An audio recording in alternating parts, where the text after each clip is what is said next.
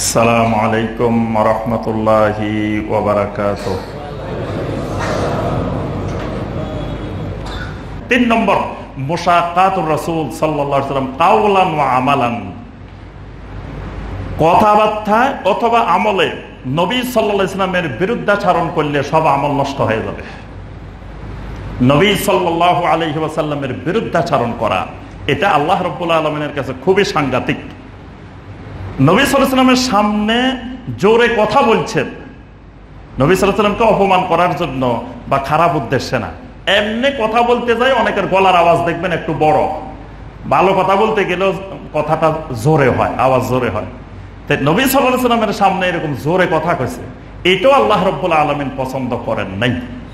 আল্লাহ পাক কোরআনে কারিমে সূরা আল হুজুরাতের 2 নম্বর আয়াত নাযিল করে দিয়েছেন, ইয়া আইয়ুহাল্লাযীনা আমানু লা তারফাউ আসওয়াতাকুম ফাওকা সাওতিন নবী। হে ঈমানদারগণ, আমার নবীর আওয়াজের উপরে তোমাদের আওয়াজ যেন উঁচু না হয়। ওয়ালা তাজহারু লাহু বিল কাওলি কাজহারি বাদিকুম লিবাদিন। একজন আরেকজনকে যেমনে ডাকাডাকি করো, আমার নবীকে খবরদার এইভাবে ডাকাডাকি করবা না। যদি করো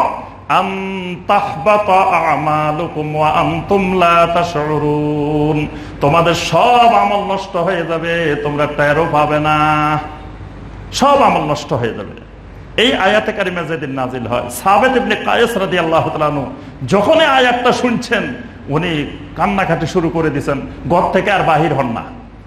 তিনি বলতেছেন, আনা মিন আহলিন নার হাবিতা আমালি, আমি বরবাদ, আমার সব আমল নষ্ট হয়ে গেছে, আমি জাহান্নামী হয়ে গেছি। এই কথা বলে বলে ঘরের মধ্যে কান্নাকাটি করতেছেন। কয়েকদিন ধরে তিনি নবী সাল্লাল্লাহু আলাইহি ওয়াসাল্লামের সামনে যান নাই, মসজিদে যান নাই। আল্লাহ রাসূল সাল্লাল্লাহু আলাইহি ওয়াসাল্লাম সাদ ইবনে মুআয রাদিয়াল্লাহু তাআলা আনহুকে জিজ্ঞাসা করলেন, কি ব্যাপার? সাহাবীত ইবনে কায়েসকে প্রতিদিন আমি মসজিদে দেখি, কয়দিন দেখি না কেন? সাদ ইবনে মুআয রাদিয়াল্লাহু তাআলা আনহু বললেন, ইয়া রাসূলুল্লাহ সাল্লাল্লাহু আলাইহি ওয়াসাল্লাম, তিনি তো আমার প্রতিবেশী, অসুস্থ হলে তো খবর পাইতাম, কিন্তু এরকম কোনো খবর তো পাই নাই। তিনি দেখতে গেলেন সাদ ইবনে মুআয রাদিয়াল্লাহু তাআলা, গিয়ে বললেন, কি ব্যাপার? তোমাকে আল্লাহ রাসূল সাল্লাল্লাহু আলাইহি ওয়াসাল্লাম খুঁজতেছেন, তুমি আজকে কয়দিন ধরে মসজিদে যাও নাই। তখন সাহাবীত ইবনে কায়েস রাদিয়াল্লাহু তাআলা বললেন, হাবিতা আমালি ওয়া আনা মিন আহলিন নার।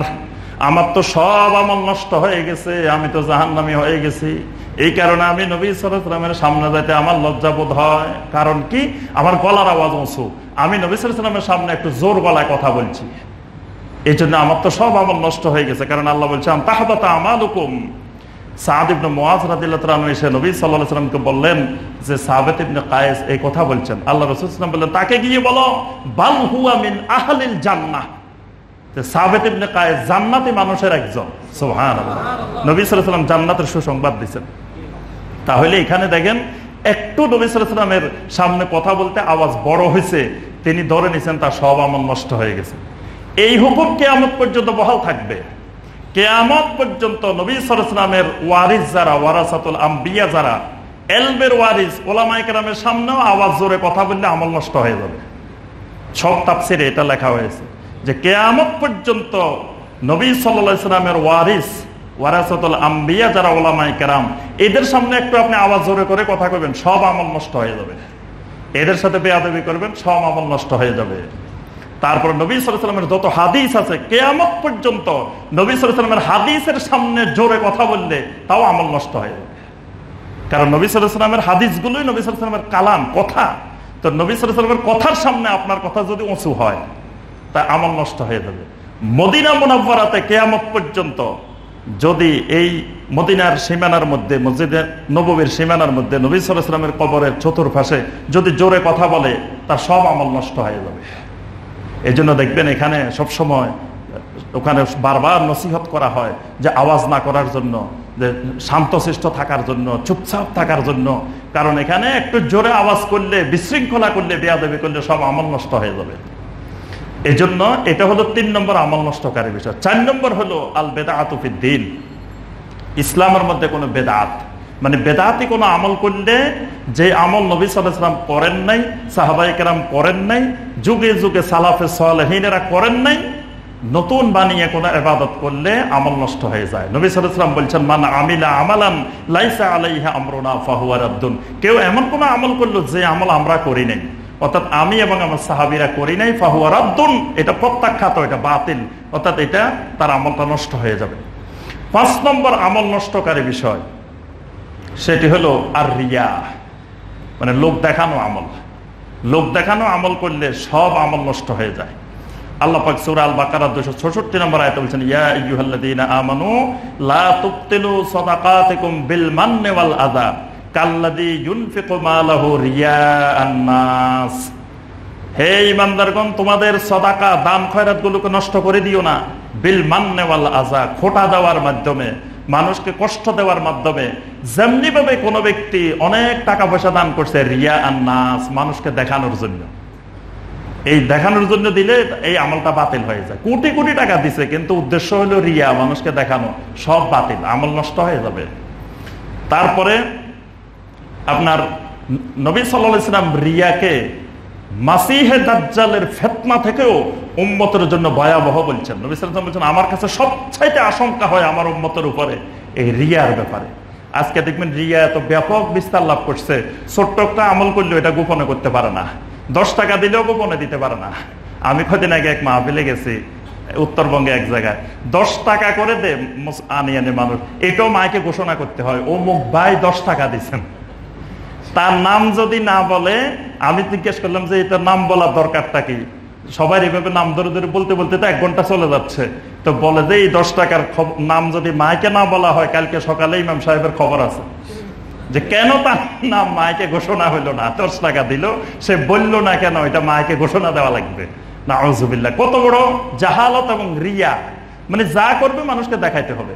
হজ করছে 5 বার, যার সাথে রাস্তাঘাটে দেখা হবে, হুজুর জানেন 5ম যে হজে গেছিলাম এই ঘটনা ঘটছে, আগে 4 বারের কথা বলবে না, বলবে শুধু কেনবার 5ম বার। তার অর্থ হইলে উনি বুঝাইতে চাচ্ছেন উনি 5 বার হজ করছেন, মানে মানুষকে শোনাইতে হবে। আর দেখা হইলে হুজুর শরীরটা ভালো লাগতেছে না, রাত্রে 2টা বাজে উঠছি তো আর ঘুমাই নেই, মানে বুঝাইতে চাচ্ছে উনি তাহাজ্জুদ পড়ছে, তাহাজ্জুদ গুজার বড় বুজুর্গ মানুষ, রাতে 2টা বাজে উঠছে, এটা সবাইকে বলতে থাকবে। মানে যা আমল করবে শুধু মানুষকে বলা, এই রিয়ার দ্বারা সব আমল নষ্ট হয়ে যায়। এটা আমল বিনষ্টকারী একটা বিষয়।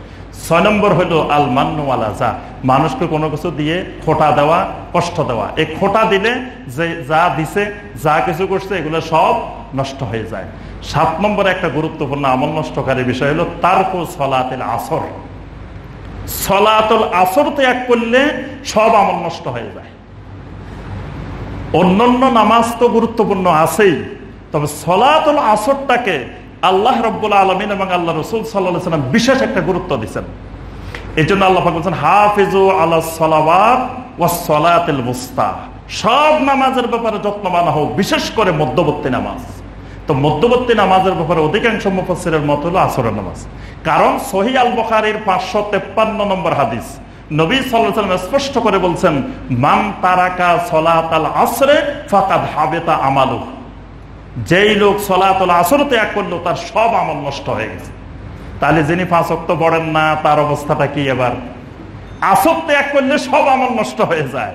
নবী সাল্লাল্লাহু আলাইহি ওয়াসাল্লামের স্পষ্ট বক্তব্য, মান তারাকা সলাতাল আসরে ফাকাদ হাবিতা আমালুহু, যে ব্যক্তি সলাতুল আসর ছেড়ে দিল তার সব আমল নষ্ট হয়ে গেল।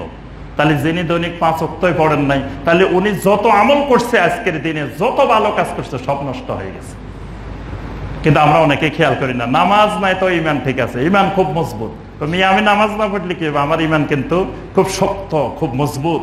তুমি নামাজ পড়লেও তোমার ইমান দুর্বল, মানে উনি নামাজ না পড়ে উনার ইমান কিন্তু খুব শক্ত। এখন ইমান যে শক্ত নিয়ে বসে আছেন, আমলে তো সব শেষ।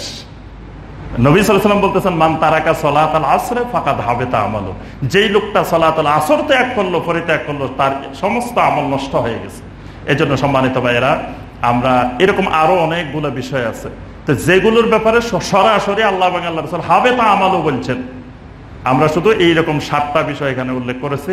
তো আমরা সবসময় খেয়াল রাখবো যে আমল বিনষ্টকারী বিষয়গুলো থেকে আমরা দূরে থাকার চেষ্টা করব।